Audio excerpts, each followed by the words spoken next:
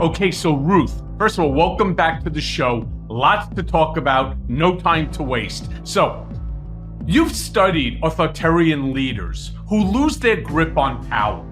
Now, Trump rallies have become increasingly erratic as his campaign is beginning to flounder.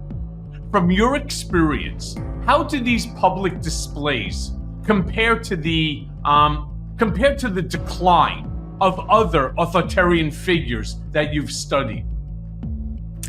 So Trump would like to think he's still in office, but he's not. So we can still compare because of the importance that these authoritarians have to their role with the crowd, their relationship with the crowd. And it was very interesting to me that at the very time when Donald Trump is not looking too healthy, and he's mumbling gibberish a lot at his rallies, he starts talking about the manhood of Arnold Palmer, the golfer. And it reminded me that in times that he feels vulnerable, he has kind of talked about other men's or used other men's bodies before to kind of boost himself up. In 2019, so while he was the president of the United States, he tweeted a picture, and it was a direct tweet from his personal account, of his head on the body of Sylvester Stallone as Rocky III with no shirt on. And it wasn't a retweet. It was somebody in his entourage made that, and it was like a personality cult object. So it's interesting that he clearly feels, I think he knows he's declining. And so he's doubling down on the violent talk and on the masculinity talk. And I think that shows us that he's more insecure. Well, I think it's a whole lot more than insecure. For God's sakes, there's an entire series. I think it's 10 NFTs of Trump in other sort of action poses. He's a sheriff. He's a boxer. He's an astronaut. He's an asshole. I mean, there's so many things, right, that these NFTs are portraying you, and all for $99. If you buy them all, it's like $10,000. I mean, the whole thing is crazy. But if we can, since we're talking about Arnold Palmer's penis, right? I mean, first of all, it's offensive. It's bizarre.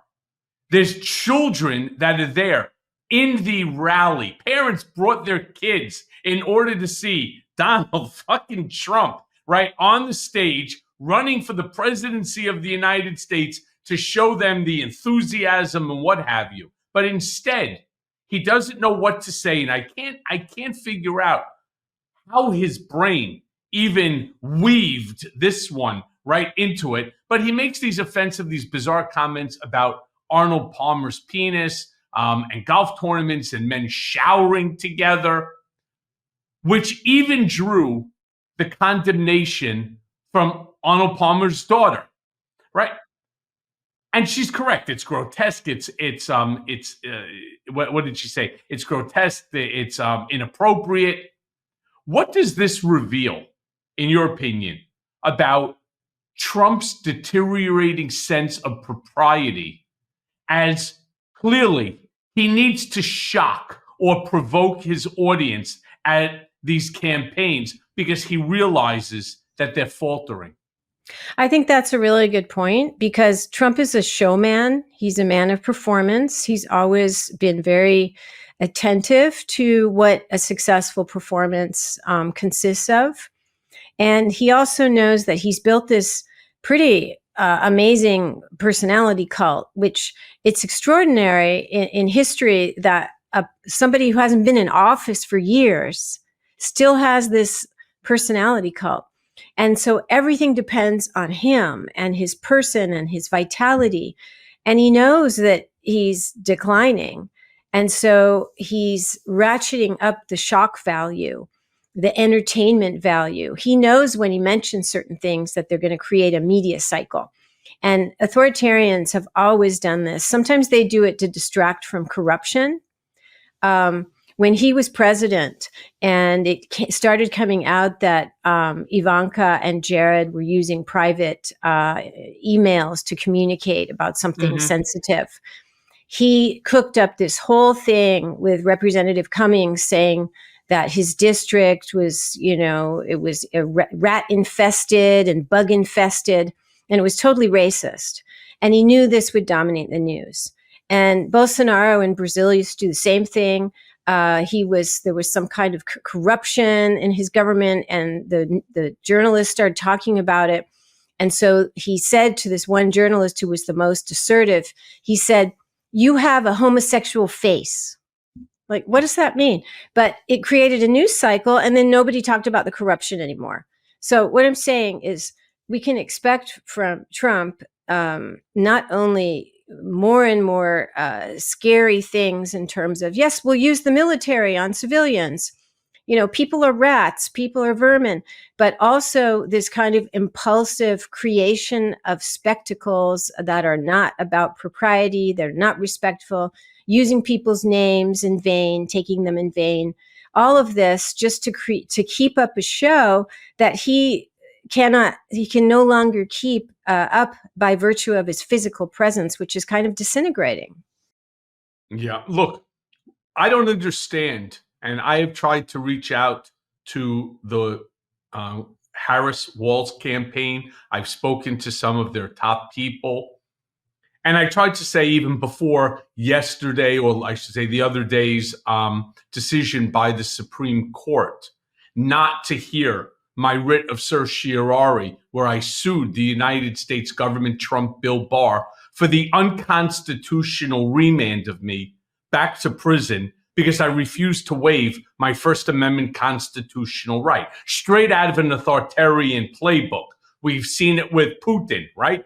Putin, and as an example, Navalny. We've seen it from Kim Jong-un. We've seen it from Orban. We've seen it from Mohammed bin Salman. We've seen it from Xi Jinping, all the people that Donald admires.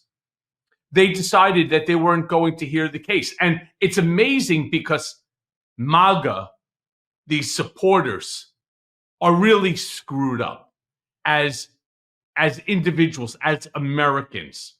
What they fail to understand is that in any one of these significant constitutional cases, it's not about Michael Cohen versus Donald Trump, the United States government, Bill Barr. It's all of America versus the notion that anyone, president or other, should ever be able to unconstitutionally remand somebody to prison because they refuse to waive their First Amendment constitutional right. Change the First Amendment, change the free speech aspect of my book, my first book, Disloyal, and put the Second Amendment in. That I have a firearm and that all of a sudden the government just turns around and says that I can't have a firearm anymore because Donald Trump said so, because Bill Barr says so. No rules, nothing different from me to John or Jane Doe, licensed gun owner, exactly the same. They just don't want me to have a firearm. And so they send people, the marshals, to come and to retrieve them. What would they say about that? Well, again, because they think it's Michael Cohen versus United States of America and Trump. It is not. I was merely the named plaintiff representing what Donald says that he intends to do. He intends to use National Guard, the military, SEAL Team 6 to go against and to incarcerate, to round up and incarcerate his political enemies and his critics. And yet, these MAGA assholes, Ruth, they start cheering and they applaud and they hold the placards up in the air and they're yelling, they're hooting and they're hollering over what? The loss of the First Amendment, the loss of the Constitution and a democratic principle? Yeah, Why? well, they've been conditioned. Some people would say brainwashed, but he has conditioned these people for years now to accept what he says as the truth without getting into the logic of it, because often there is no logic other than his making him feel safe. And what in terms of institutional arrangements. It's also very unusual in the pantheon of world politics that, again, this man has not been, he's a convicted felon. He also hasn't been in power for years. And the Supreme Court, granted him immunity for official acts as though he's some kind of god. And this is called autocratic capture. But usually the person is in office when it happens. And, autocrats work mightily to achieve the kind of, rapport with the Supreme Court, whatever it's called in their nations, that he has casually, that the Supreme Court has granted him. It's unbelievable when he's no longer in office, and they've still granted him this immunity, knowing his criminal past. If you look at it comparatively, it's absolutely shocking. But it's not just Donald Trump who has that presidential immunity, right? I mean, that Supreme Court Presidential Immunity Act extends to the sitting president of the United States. So would it be then fair to say that tomorrow, Joe Biden, should he be so inclined, because Joe Biden, of course, according to Trump and MAGA and the Republican Party, right, has dementia, doesn't know where he is or what he's doing.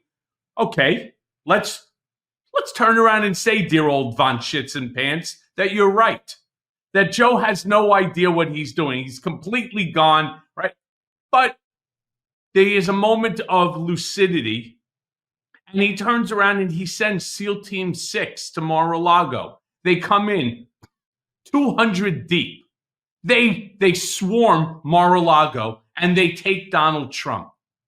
And now they throw him into, I don't know, Guantanamo Bay, as Trump likes to say, to Gitmo, because, and let's just now sort of relay it to presidential act. Why is he doing it? What is it in furtherance of? Well, we know that Trump spoke to Putin at least 7 times over the last couple of years. Sounds to me like treason. Sounds to me like a violation of the Logan Act. Well, that being so, under the same theory that Trump has that power, or would have that power if, unfortunately, God forbid, a million times that he gets reelected president, why can't Joe Biden do the same thing? That's the problem the Supreme Court has created. But so Joe Biden could do it then. Well, I'm not a lawyer, so I can't say, but it's just I can tell you that the dream of every authoritarian is to have such immunity, and also to get into a place where they're untouchable by the law and also can't be removed. And so they fix elections. They convince people, if there are still elections, that they're rigged, or they find ways to control the media so the opposition message doesn't even reach people. That's what Orban has done. They have all kinds of tricks so that what ends up happening is that they are in office for a very long time. Nobody would dare to bring any kind of prosecution against them for corruption. And some of them have been there long enough, or they're brutal enough, that they have de facto immunity.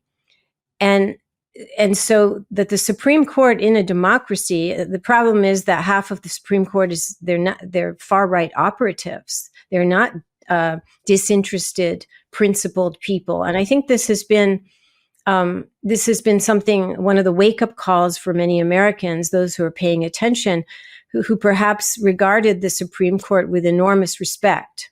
It's had this very privileged position on its reputation of being objective, so much so that it has no ethical watchdog body. And President Biden recently proposed adding one. And instead, the decisions that they have made, a series of decisions, have been so partisan. And then the personal conduct of certainly Justice Thomas, but also Justice Alito flying that flag in favor of an insurrection. Again, if you look at it from a foreign country, there is something really wrong. Something very corrupt. There was also something, didn't something also pop up about Alito involved with a German heiress? something, it recently popped up. I thought I saw it the other day when I was reading. Yeah, that there's something new with Justice Alito I wouldn't be involving a surprised. German heiress. I Yeah. wouldn't be So let me surprised. ask you. Let me ask you this then, because not just at the rallies, but anytime Trump can, he continues to push this narrative, this false narrative, that America is under siege, claiming towns and cities and villages are all being overrun by crime and chaos under, of course, Democratic leadership. How does this apocalyptic rhetoric reflect the authoritarian playbook? And why, and more importantly, why is it so effective with his core base? They know it's not true. Many of them actually live in some of the cities that Trump is talking about being overrun by crime and chaos and, these migrants and so on. They know it's not true, but yet they back him anyway. Yeah. So the first part is, it's so sad. It's been very sad to me that millions of Americans are being convinced that their country is failing. And the end game is, of course, democracy is failing. That's the big picture, because Trump is allied with these autocrats. As you mentioned, he praises only autocratic leaders. He wants American democracy to fail. He wants that's why we have the most booming economy in the world. The Economist recently said, America, the envy of the world. But in Trump's mouth comes out that we're failing. The American dream is dead. We're actually living economically, according to economists, some form of American dream. It's so robust. But we can never forget that the end game is to show that democracy is failing, that it leads to anarchy and crime. I'm very, very concerned with Trump's escalation of his rhetoric, where he's actually talking about not only perhaps using the military on our domestic population, but talking about cities as occupied, and that he's going to liberate them. It's like Aurora or Springfield or the Heartland becomes Iraq, and we're going to go in there and liberate it. And that's the language of counterinsurgency. When you're sent there to free in a war. So he's really declaring war on the American people. And as a third of my book, Strongmen, is about military coups and all the disasters to society, the tragedies, the human tragedies. When I hear him speaking like that, it's extremely concerning. It's scary, is more like it. I mean, scary. It's funny because he was talking about New York the other day. And he says, New York is being occupied and overrun by migrants. I saw for the first time, like 3 days ago, I saw a mom with a little girl, adorable as can be. She had a beautiful, thick black hair, was in a ponytail, and they were selling candy. I don't know who's involved in that shit or why, but she was selling M&Ms and Snicker bars and Milky Way bars and so on. And in a little tiny thing. So I asked her, how much are each one? And I gave her $20, right? And, and she went to give it to me. And I said, I said, which one is your favorite? And in my terrible Spanish, and she turned around and the mom said, yeah, it's okay. Because I'm sure I'm not the first person that has had a heart for this child. And she pointed to the Snickers bar. So I gave her 2 Snickers bar. And I said, una por usted, one for you, y también una por tu mama, right? One for your mother, and so on. And the little girl gave me the sweetest smile, right? And then they moved on to the next person, right? That's my invasion. That's my being overrun. That I gave somebody a couple of dollars, which, by the way, I didn't do it for that. I did it for myself. Right? I mean, let's be real. When you give somebody like a homeless guy money, you're not giving it to him. You're really doing it to make yourself feel better. Yes, it helps them, but I did it for me, and I wanted this little girl to have a piece of candy. Do you know what I mean? I didn't feel overrun. I didn't feel like I was being threatened, and he makes each and every one of them, each and every one, from the children to the women to the men, regardless of age, doesn't matter, that they're all rapists. They're all murderers. They're all drug dealers. and so on. This is the same vile rhetoric that he was spewing in 2015 when he descended the golden escalator to talk about Mexicans. And on top of that, not only was it rebuked by all Spanish-speaking people, all of a sudden now, fucking Univision is sitting there and they're bending the knee to Trump. I'm very much lost, and I'm looking for an answer. Yeah, that is very upsetting. There's a lot of obeying in advance going on. That's a particularly sad case because it's very clear what Trump would like to do to all immigrants. And J.D. Vance says it doesn't matter if they're here legally or not. You can be an American citizen for years. We're still going to go after you. And if you think about how the discourse has changed, you're right to remind everyone that in 2015, 16, he was going on about Mexicans here and rapists and this and that. But for a long time, the discourse was about keeping people out. And so we have to militarize the border and the whole thing about the border because we got to keep them out. But if you're a bloodthirsty autocrat like Trump is, and you want to have an excuse to mobilize all kinds of armed forces, National Guard, whatever the heck, and use militias, all your thugs who helped you in January 6th, it's not enough to be talking about keeping people out. You have to get your mass of deluded followers afraid for their lives, no matter where they live. So this is a propaganda strategy. So then you start by saying it's the enemy within. And that enemy isn't just immigrants. It's also Adam Schiff. It's the political opposition. It's fascists. It's communists. It's any leftist. And so they can. The idea is to make his followers right before the election feel so threatened that anywhere they are, one of these many enemies could come and get them. And that's very different than concentrating on the border. And that's why he's done it, both for now, for the election, but also for later, so that he can then have, whatever he's planning to do, the mass deportations of like millions and millions of people. If we're just talking about keeping people out, none of that has a justification. So I'm following that very closely. Well, follow something else with that. One of the things that Donald, again, started talking about, and it goes back to the very first question that I asked you. His comments are becoming unhinged. They demonstrate some level of significant dementia. They're certainly stupid. That's inarguable.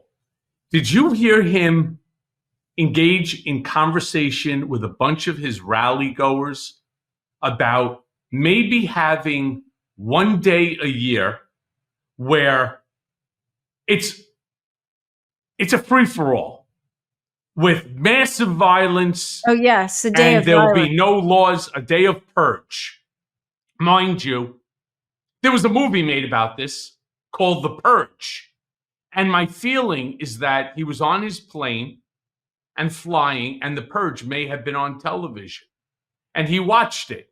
And he was like, wow, this would be a great idea. You see, many of my MAGAs, if not almost all of them, are armed to the teeth with ARs and AKs and all other forms of firearms. You know what? Maybe it'll be easier and cheaper, and maybe it'll make my supporters clap for me and yell and hoot and holler if I turn around and I tell them one day out of the year, I'm going to let you hunt another human being. This is Donald Trump's mentality. I'm going to let you hunt another human being, but that human has to be either an immigrant, a migrant, or a Trump critic.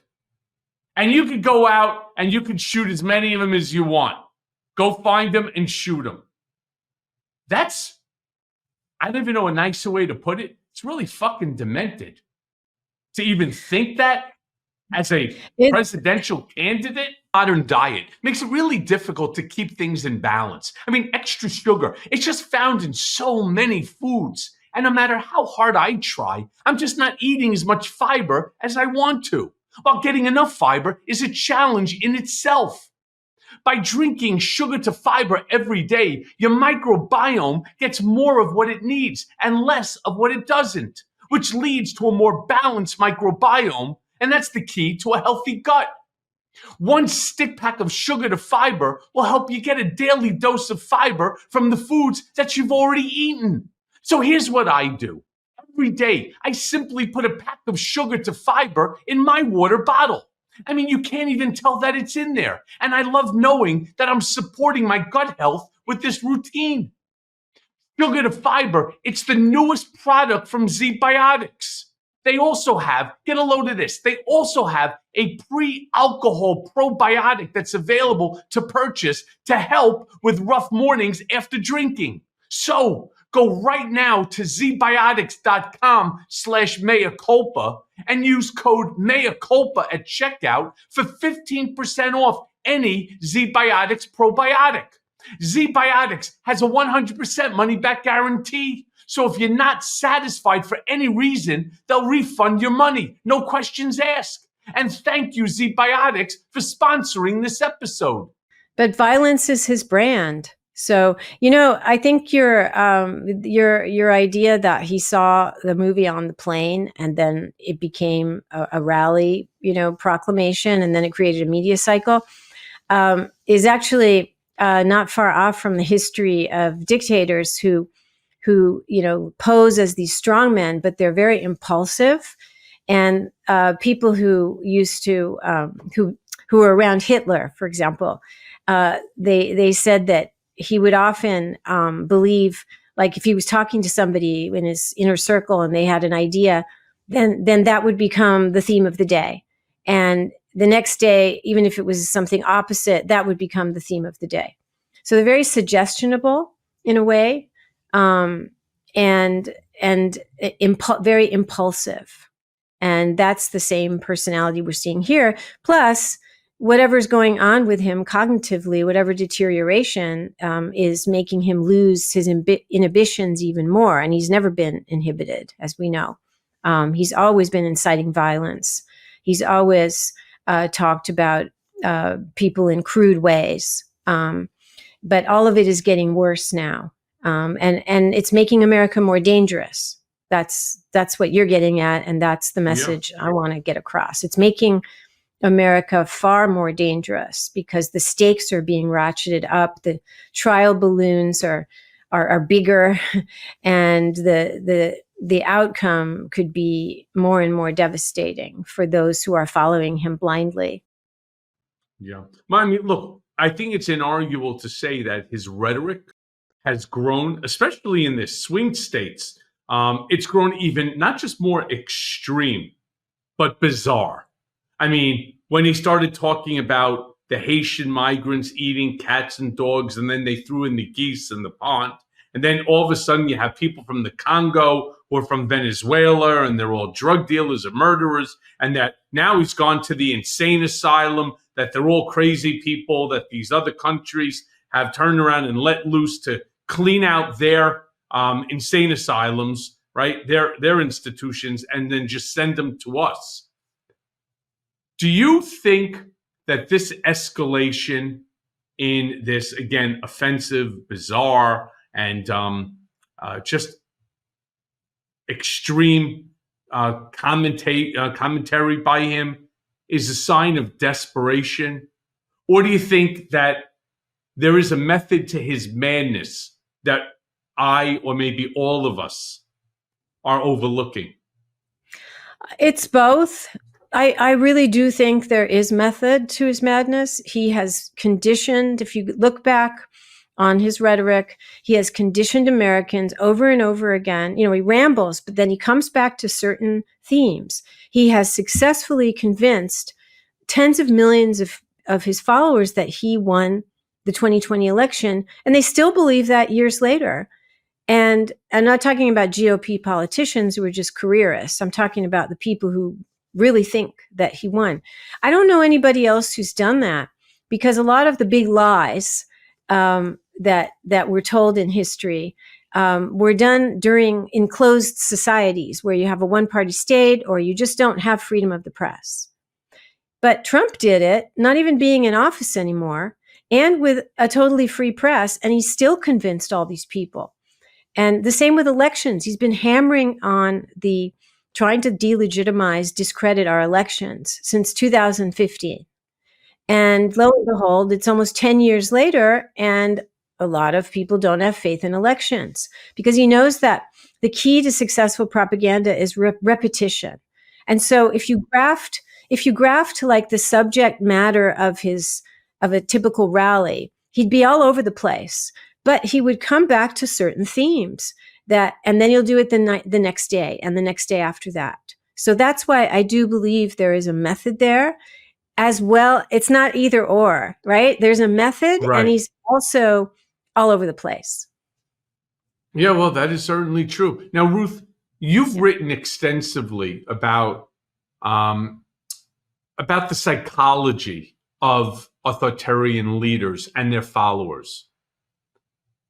Trump, again, with his increasingly erratic behavior at these rallies, whether it's talking about the grotesque Arnold Palmer remark, whether it's about, again, the Haitians, the folk from the Congo, blacks, Jews, Mexicans, you name it. Everyone other than white supremacists. None of this stuff has diminished his core support. What do you think explains the psychological resilience of his base to this behavior? Because while he'll tell you that he likes the poorly educated, he likes them because he bullshits them and they accept it 1, 2, 3. Donald said it, therefore it is. Right? It's like in the old movie, The 10 Commandments, with Charlton Heston, right? And Yul Brynner, when Yul Brynner turns around and says, so it has been said, so it shall be done. Trump thinks, right, that he's the Pharaoh. But his core support, they don't care what they even know. And I'm talking about the highly educated. Yeah. What causes this? I mean, part of it is this bond that he's been able to forge with these followers, that he did this very early, very effectively. And once, and all the studies show in history, once these bonds are consolidated, it doesn't matter what the leader says or does. The people stay there with him. And in a real close, like a real dictatorship where there's no other voices coming in to counter it. I mean, in the fascist dictatorships, it took being bombed by the Allies for people to start waking up. And it was only like 1942, 43, when the Allies were bombing Italy and Germany, that you get an uptick of people finally starting to say, hey, maybe Hitler isn't right all the time. Mussolini's slogan was Mussolini is always right. That was his slogan. And it was on buildings. It was everywhere. And so once those bonds are formed, they're very durable. That's something that's just been true around the world in these situations. And it's what makes it doubly sad is that these demagogues like Trump, they go out of their way to also tell people who are supporting them how much they don't care about them. And every single day, practically, I think of this during the primaries, the Iowa caucus, Trump came out and he wanted people in Iowa to come out and caucus for him. And it was sub-zero temperatures. And he said, even if you're sick, you should come out and vote for me. And if you vote and then you pass away, it will be worth it. And it's like, who is it worth it for? Not the person who's going to die or just died in his family. But truly, Trump sees people as tools. He doesn't care about you if you can't do anything for him. But the sadism, it's part of this attachment to him. I'm not a psychologist, but there's this sadism where he's telling you he thinks you're worthless and you could die and you wouldn't care, right? Like also before that, during COVID, during the pandemic, he was told on air that the U.S. had reached some threshold of deaths, I think 100,000. And he shrugged and he said, "It is what it is." Like, he just doesn't care. So we have to factor that in to this very complex psychological, because you're talking about psychology, that they're subjected to him. They know he does. They think he loves him, but they also know he doesn't. He despises them. He doesn't care. But they're like enslaved to him psychologically. And so it has been with all the dictators. It's really disturbing. You know, I understand this probably better than most, considering anybody who has been on the opposite side of, for example, a Donald Trump tweet or a comment on television, which then gets amplified by the media, not just the right-wing media, but all media, because Trump said it. And when they start attacking you, he ends up labeling people. Look at how, for example, he labeled, and we can go through so many of them, little Marco. Marco Rubio never came back from it. But even worse than Marco Rubio was Jeb Bush, low energy Jeb. He just basically crawled into a hole, started crying to his daddy, who told him to man up, and disappeared out of the scene off of something like that, calling people liars and crooked and so on. And literally people on the street will turn around when they see Hillary Clinton, crooked Hillary, right? Michael Cohen, you know, the gloat, the greatest liar of all time. I have people sending that shit to me on a daily basis. And I say that because right now he is getting his ass handed to him by Kamala Harris and by Tim Walz. It freaked him out when Tim Walz came up with the line weirdo. Yes. And then all of a sudden in the next rally, he actually used the word to describe Kamala and Tim Walz as weirdos 37 times in under 60 seconds. That's an amazing thing. Again, as you were just saying, repetition. The more that you say something, the more people hear it, the more that the lie becomes the truth. So that's a great example. So he may be cognitively declining, but he's still really sharp, and he knows exactly how to take things that are in the ether, in the media ether, being used against him, and reverse them so they become his things. And he's very quick about it. He has a really good instinct about what to say and when to say it. And as you said, and what kind of images. He's a man of television too. So he's a marketer of images. And so when he affixes these names to people, to his adversaries, they create images in people's minds. The same with like immigrants are eating your cats and dogs. They're very vivid images that he depicts. And he knows that people are very suggestionable. And the best propagandists in history, meaning like the worst people, right, in history, the people I study, they've all had that facility to paint pictures with words that are highly effective at getting rid of people who are threats. That's what you're talking about with other, GOP contenders back in the day. Yep. Hillary Clinton was a huge threat to him. So he does know what he's doing in that regard. You know what's unbelievable is I actually created the name, which went viral, and obviously he's not thrilled with it, but I created the name Donald von Schitzenpants with not S's, but they're Z's, right? And it went viral and it stuck. And I heard from several different people that he was absolutely apoplectic, over it, because it elicits a great vision of von Schitzenpants. And so when you start hearing from people and they say that they can't even sit next to him because he smells, right? I mean, and I'm not trying to be a dick about this now, right? I mean, everybody gets old and whatever, but there are many people that turn around and talk about his odor, and that the odor is obviously from a dirty adult diaper.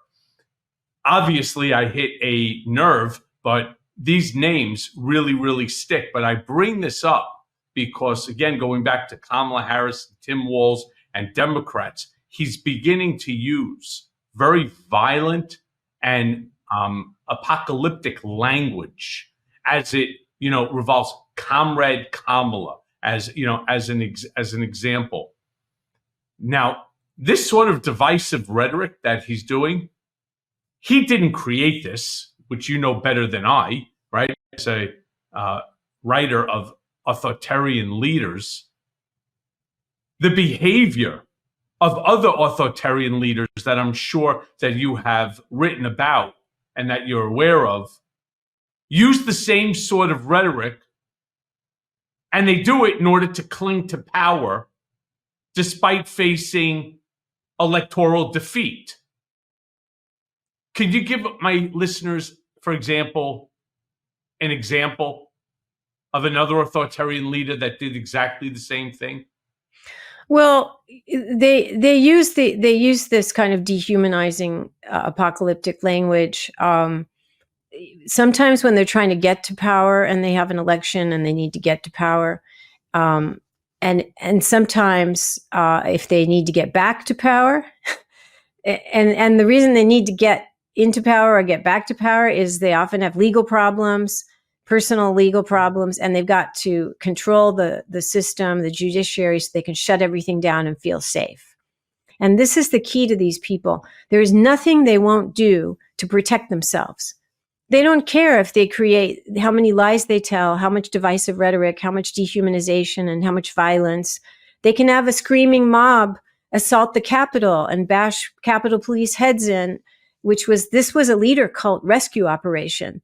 He called them to the Capitol, and my victory's been stolen from me. And off they went to commit violence in his name. So a day of love, which is how and he now he describes calls it a day of love. And he's a narcissist. Again, I'm not a psychologist, but all of the people I study who are these autocrats, they have narcissistic tendencies. So actually, in his mind, it was a day of love because there were thousands upon thousands of people there for him to restore him to power. It was for him, it's all personal. So there's a social outcome, obviously, of this horrible escalation and dehumanizing rhetoric. There are real world violent consequences. And authoritarians they use those things the most when they have a personal agenda, either needing to get to power, needing to get back there, or sometimes if they fear that if they're in power and they are autocrats and they fear something might happen to them, sometimes they start wars. Sometimes they go into a war. There's nothing they won't do to save their butts, to be crude about it. And many tragedies have happened in history because of their instinct of self-preservation. Yeah, and again, I want to go back to something that we also spoke about. It's his branding of something. So, like, for example, these rallies, Trump just continues to push the contradictory message of America first. It's always now America first, while he's describing the country as a fucking disaster zone, as a shithole. I can't believe that he has disparaged not just our country, but our veterans, our everybody, right? How do you explain this contradiction, if it could even be explained? And again, why are the followers accepting both narratives without questioning? Let me be clear. Right now, today, this exact moment, the stock market, which is greater than 43,000, is at its all-time high of ever. Yeah. People's 401ks are crushing it, right? Okay. Is the price of, as he'll tell you, your bacon, your milk, your eggs, is it higher? That doesn't have to do with the economy. That's not the indicator. Your egg purchases or your milk purchases it's not the indicator of the economy. Job growth, unemployment, right? GDP. These are all factors, not the price of bacon. And these followers, even the dumb ones, know exactly what we're talking about. They know what Donald is saying. Even at his rallies, you see people sometimes that are right behind camera left or camera right, sitting there shaking their head like, what the fuck? Huh? Did he just say that? You ever see these people in the background sort of like, what? Where? Yes. But they don't question it and they accept the narrative. Why? Because this is why some people call it a cult-like atmosphere. And he's got an authentic leader cult, and they are cult followers. And some of them actually enjoy the performance of lying too. They think he's like giving the middle finger to the media establishment. So it's complex. But the thing you started out talking about, that the country is so strong and so robust economically, and yet he's calling it a failure. That is typical authoritarian rhetoric. They have to create a sense of crisis so they can be the savior. And I have a whole chapter in my book called A Greater Nation, which is all about this, how they set themselves up with the personality cults, they become the saviors, and then they say that they hold out utopia, like Mussolini's going to make the trains run on time, Hitler's going to have a master race. So it's future. It's going to be infrastructure week, and Erdogan in Turkey, all about canals and bridges. But it also has to be nostalgia. So it's making America great again. And that slogan, when he came out with that slogan, I was like, uh-oh, we're in trouble, because this is exactly what autocrats have always done successfully. They hold out a better future, but they also hold out the comfort of going backwards if people feel like, oh, all these other people have taken my rights and they've taken my jobs. And so they try and have it both ways. And over again, people fall for it. So that's interesting. So you go back to like, maybe it's a human nature thing, because it's not just, we sit here and we're analyzing, these Trump supporters in 2024 and back to 2015, 2016. But other countries have had the same phenomenon. These charlatans come and say beautiful things, and they fall for it as well. Okay, so I'm glad that you brought up the word nostalgia, because that was actually the next question that I wanted to bring up here, because Trump often uses nostalgia to evoke this, and I'll use quotes on it, great past, right? While simultaneously portraying America today as a disaster under Democratic leadership, under Biden and, of course, Kamala Harris. So the question I really want to ask you is, how does this mix of nostalgia and fear, how does it appeal to his supporters? And why is it such a potent tool for authoritarian leaders? You see, when you start talking about, for example, as America's great past, America doesn't have a great past. I mean, do we have to look any further back than our own Civil War, right? Of slavery? How about the treatment of the LGBTQ plus community? How about the treatment of women, right? Women didn't have the right to vote. I mean, our American past is not one that one would say, yeah, that's good times, good times. Me personally, I don't want to go back to a time where slavery is on the table, where taking away a woman's right, her right to drive, her right to vote, her right to freely assemble. How about her right to her own reproductive decision-making? I don't want to go back to that time. I don't think it's great. But again, he's managed to bamboozle a big swath of this country into believing that it is. And again, this is a tool that has been used by other authoritarian leaders. Actually, so that's the biggest recurrence, the biggest pattern in the history I wrote about in my book, which goes over 100 years, starts with Mussolini, goes up to Trump and Putin, Erdogan, the people there today, is that at certain times in history when societies have made a huge amount of progress, It could be workers' rights. And so, better living wages, fair wage. It could be racial equity. It could be gender emancipation. That is when other people feel they're losing privilege, they're losing authority. And in the Euro-American context, it's been white males. And we were exactly poised in 2016 for this because we had 8 years of Barack Obama as president. We had legalized same-sex marriage. We had women admitted to combat, full gender integration. All these things were celebrated by some, and others found them apocalyptically bad. And so here comes Trump and says, we're going to make America great again. We're going to go back to, open misogyny, open racism. So we appeal to all racists, all misogynists. And that has happened over and over again. Not just the best known cases of fascism, where, they're turning the clock back on like women's rights, but even like 1930s Spain before the coup and Franco, like there were revolutionary gains for women in like inheriting property and giving women the right to vote.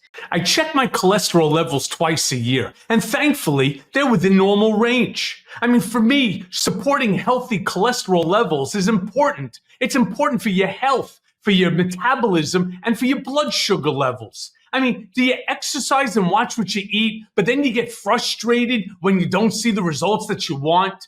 Well, your secret weapon for heart health is superberine for 2-in-1 advanced cholesterol support.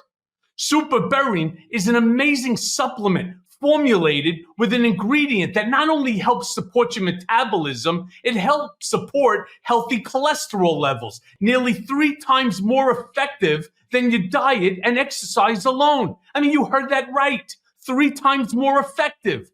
And I take my superberine every day, and I'm finally feeling great. So why wouldn't everyone want to do more to support their cholesterol than diet and exercising alone? And knowing that superberine is a plant-based supplement from nature, it gives me confidence. Gives me confidence that there's no side effects. Now, I've known too many people over the years with cholesterol issues, and I want no part of it as I grow older. So I take my daily superberine advanced cholesterol support, and so should you. I take it every morning with my oatmeal and my green tea. I just simply take my 1 capsule and I'm done. No more powders, no more supplement Vitapacks. Superberine is all I need. And like me, you'll see results. Super convenient, just 1 easy to swallow capsule a day. It helps you do more to support healthy cholesterol levels, metabolic health, and blood sugar levels, something that's important. Superberine's unique berberine, it's the only berberine shown to support healthy cholesterol levels, nearly 3 times more effective than diet and exercising alone. Why wouldn't you do this? Clinically researched ingredients with better absorption and better results. I mean, it features a clinically studied berberine shown to have nearly, listen to this, 10 times higher absorption than standard berberine.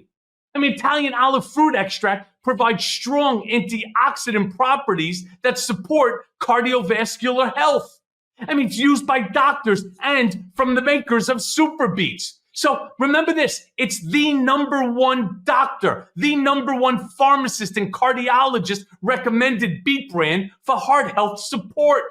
So give your cholesterol health advanced support with a free month supply of superberine, plus 15% off. So go right now to superberine.com and enter promo code Cohen.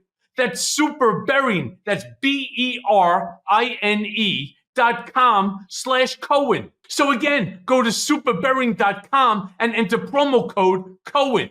That's super, BERINE.com/Cohen. And then Franco comes in and takes all of it away. So over and over around the world, this has happened. And so your question is right on. And people fall for it every time. And only when it's too late, they realize that it's not going to be great again. It's going to be far worse than it ever has been. That's the tragedy. But what he does is he uses this tactic as well of us versus Is them. them. Yes. And he's done this literally throughout his entire, his entire political career for certain. Yes.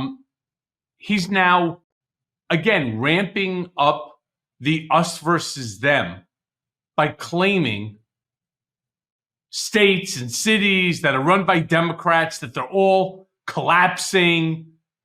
This is really dangerous rhetoric. This kind of rhetoric, right, is injurious to America's democratic republic because I guess it weakens social cohesion, right? Donald and I are not that much different. We're both Americans. We're both parents, right? We're both, well, married. I for only one wife and he on his third, possibly soon to be fourth. But we're really not, and we really just want to live our best life. Okay, I'm maybe going a little bit overboard here, but my point is the rhetoric that he's making, this chaotic, these lies, they're very dangerous to how the next generation deals with one another, right? We could have disagreements about the economy. We could have disagreements about social positions. We could have all those disagreements. But at the end of the day, like the old Tip O'Neill, after you have your fight on the floor of Congress, you went out, you had a beer. There was honor in debate. Not anymore. And you're starting to see a lot of the younger generation, especially the younger MAGA generation, if you don't agree with them, they get violent. Well, that's a good note to end on, because that is what fascism does and authoritarianism is it doesn't allow the right to have a differing opinion. That's the whole point of it. There's one party line. The Duce is always right. And no deviation and no dissent is permitted. And so what these regimes do, what these kind of governments and parties do, is they pit us against each other and polarize us and also preach violence as a way of solving differences. And that's what Trump has been doing since 2015, using his rallies. Oh, in the old days, you could knock people around. And then, of course, famously, he didn't like the way the election turned out in 2020, so he staged a violent coup in order to have things come out a different way. And his acolytes are in Congress have been giving this message of divisiveness and using violence. So Matt Gaetz, this is a good closing anecdote. Matt Gaetz showed up last summer at the Iowa State Fair, and Trump had a rally, and Matt Gaetz showed up there. And people are eating their corn dogs. They're there with their kids. It's a family atmosphere. And Matt Gaetz says, only force can bring change to corrupt Washington, D.C.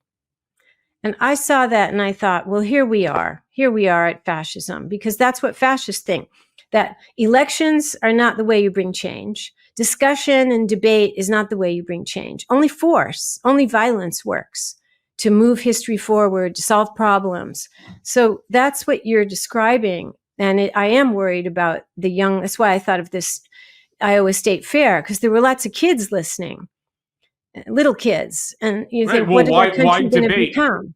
Right? Why debate when you could incarcerate? I mean, that's their ideology. But I do want to finish it on one last question to you that you just sparked in my head. Because Trump, again, at all these rallies and every time he's engaging in conversation, he makes this one claim that I find to be incredibly offensive. It's also stupid and wrong, that he and only he can fix the carnage in America. Yeah. But yet, again, all you need to do is go on Google. His tenure in office was marked by division, by chaos, by failure, by abject failure. And yet, he continues to maintain this image of being the savior of America when his track record contradicts that exact narrative. And again, that narrative is easily verifiable simply by doing a 2-second Google search. But they don't want to do that either. No, well, that's It's like why willfully dumb. that's why he would like to not have a free press anymore. Then we wouldn't be able to be like China, where the search engines are already purged. And anything that comes up is all going to be pro Xi Jinping's personality cult. This is as old as Mussolini, where, you know, he's going to make the trains run on time instead of having mass violence, right? That's the outcome. And so I wrote Strongman in my book to actually educate people about the horrible outcomes of this boasting, this mythologizing of the leader. It's all fantasy. And instead, I wanted to show what actually happens when these people are in power and the ruin that they bring to societies. So that's a good example. There's a huge divide between the fantasy and the reality. Yeah. Well, Ruth, thank you so much for joining me again on Mea Culpa. It's good to see you. And I hope to see you certainly before the election. You know, I know you're not too far down the road from me. So again, thank you so much for just making us smarter. Appreciate you.